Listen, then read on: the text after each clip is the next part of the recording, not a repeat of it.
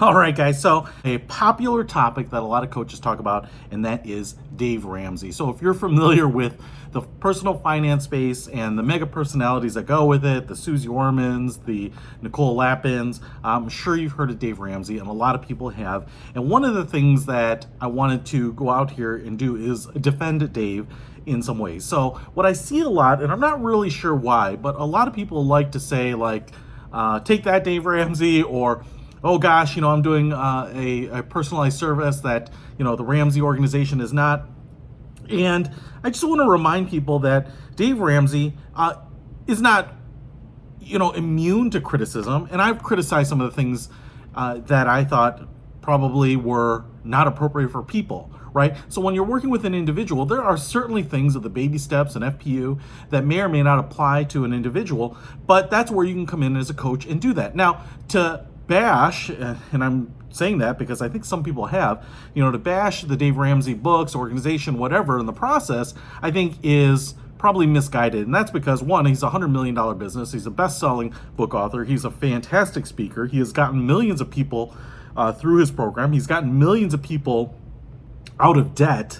He has gotten tens of thousands of people completely debt-free. And with the debt-free screams, which are really very inspiring. He does call-in radio, so he does personalized advice, which often snaps back to, the baby steps. So I think that shows you, even though they're generalized and they are general, I think that they do work for a lot of people, and you can certainly customize them, and some people don't want to do them in that fashion. Some people don't have problems with debt. Just to say, like, debt is evil is probably not the right thing for people. I use debt very strategically, very proactively, in fact, and that is not necessarily a problem. I think what Dave is doing a lot is focusing on the behavioral problems that resulted in financial problems, and most people are in that book. So the very general process that he has works for a lot of people, And in fact, he has a very successful coaching program now, which I think as we are financial coaches, we should actually thank him for creating like an educational process that a lot of people want to extend into personal individualized work. And obviously they have their own brand of financial coaches that can work with them, but it also leaves an opportunity for us. So in some ways, he's actually prospecting for us. The other thing that I would give Dave credit for is really spawning the FIRE revolution. So the financial independence movement really is a movement that is filling the void that the Ramsey program has left. So over the years now, as people have gotten rid of debt, started to live independently, started to really reduce their financial footprint, live well below their means, now the question is, what do I do with this? So people with 20, 50, 80% savings rates, like what's next? And he has some investment advice and pay off your mortgage and all these other things. But, a lot of people are trying to figure out, hey, what do I do with the surplus in a way that is going to help manifest the things that I want out of life, not just queuing it up, not just investing it. And so the FIRE revolution, financial independence, and the FIRE movement, in fact, I think really have snapped into that vacancy and really started to address that. So in some ways, not only is he getting people out of debt, he's counterculture to the banking and borrowing world. He has really created the financial independence revolution, and in some ways maybe he's the godfather. I think he maybe doesn't even realize that, maybe he does.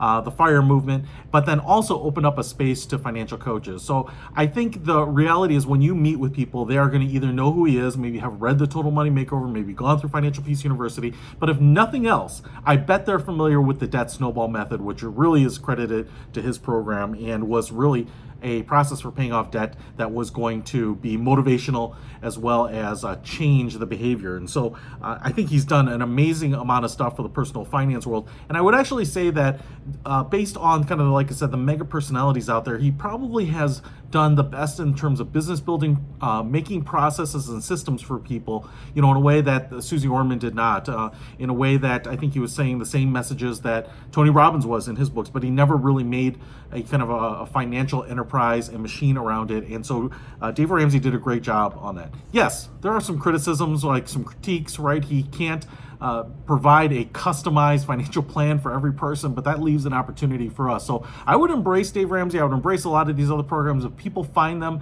motivational for themselves. To be honest, the people that go through some of these Financial Peace University courses without any guidance, mentorship, coaching, guiding, whatever, come out on the other side really motivated, dedicated to it, and achieving some amazing things. So I think that shows how effective those programs are. So I think Dave Ramsey is your friend. I think he's actually part of your sales funnel. So I would not go out in there and bash him. You don't have to make $100 million company or write a best-selling book to have credibility. But I think it hurts when you bash people who are really affecting people's lives in a meaningful way without necessarily having the proof that your way is better, right? So just embrace it. Don't bash it. It always looks bad on us when we bash other people and things like that. So just be very judicious with bashing.